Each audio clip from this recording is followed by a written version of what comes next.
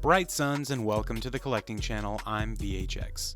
Up on the bar for review today is the Hasbro Star Wars Black Series Credit Collection Heavy Infantry Mandalorian, aka Jon Favreau in a big blue rocket suit. I have a long history as a Star Wars collector, and things haven't changed much since 1999 when my collection was featured in the local newspaper.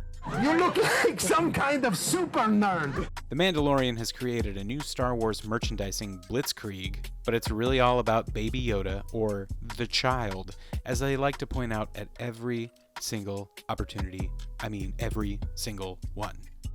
I passed on the first release of the Heavy Infantry Mandalorian, mostly because I couldn't find the dang thing, but I was able to easily pick up this reissue from my local Best Buy, where he's a store exclusive. Isn't it nice to just be able to walk into a store and find the thing that you're looking for? Cool. The credit collection comes on retro-inspired card backs that look just gorgeous until you rip it up and throw it in the recycling bin. The art here is taken from concept paintings, which are always featured as the credits roll at the end of an episode, hence the credit collection. But the best part about these is this classic Kenner logo in the corner.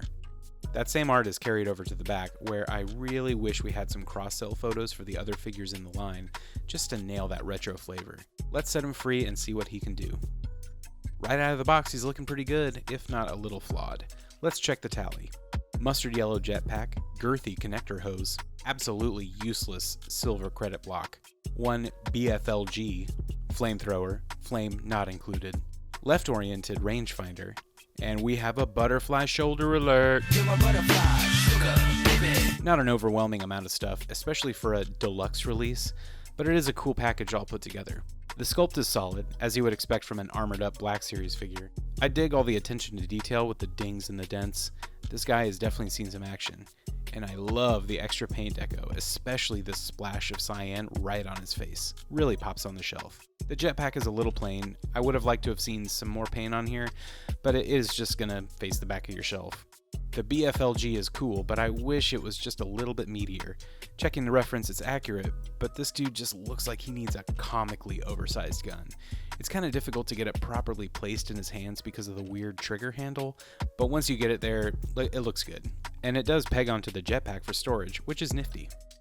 Let's talk for a second about this credit accessory, which is just a solid brick of plastic with an Empire insignia and some Aurebesh script laid in.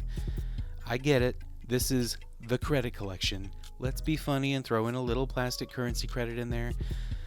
Really, this is just a gigantic waste of resources. The plastic they use for this thing, which is going to be thrown directly into the garbage by about 90% of the people buying this figure, could have been used to make a cool flame effect that ports into the flamethrower.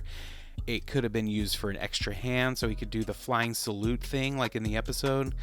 Honestly, this is like a half-star deduction just because of the inclusion of this thing makes me mad. Articulation includes all the standard points for the Black Series. He does get less range just because of the bulkiness of the armor. We do have the almighty butterfly shoulders here.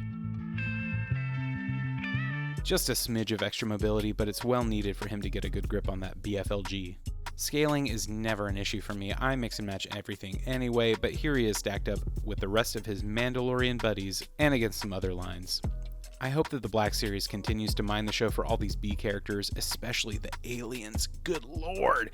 There is some absolutely incredible creature makeup on this show, and I need all these dudes in plastic on my shelf. Overall, I'm kind of mixed on this guy.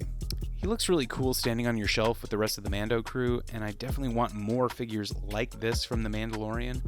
But with the limited bulky armor mobility, and especially the world's worst accessory, which all carries that premium price tag of $34.99, I found myself being less excited about him the more I played with him.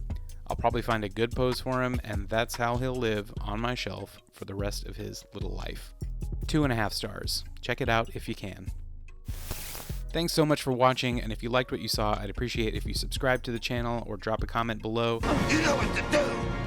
Yes, sir! But mostly, I just appreciate you taking the time out of your day to watch me play with toys. See you next time.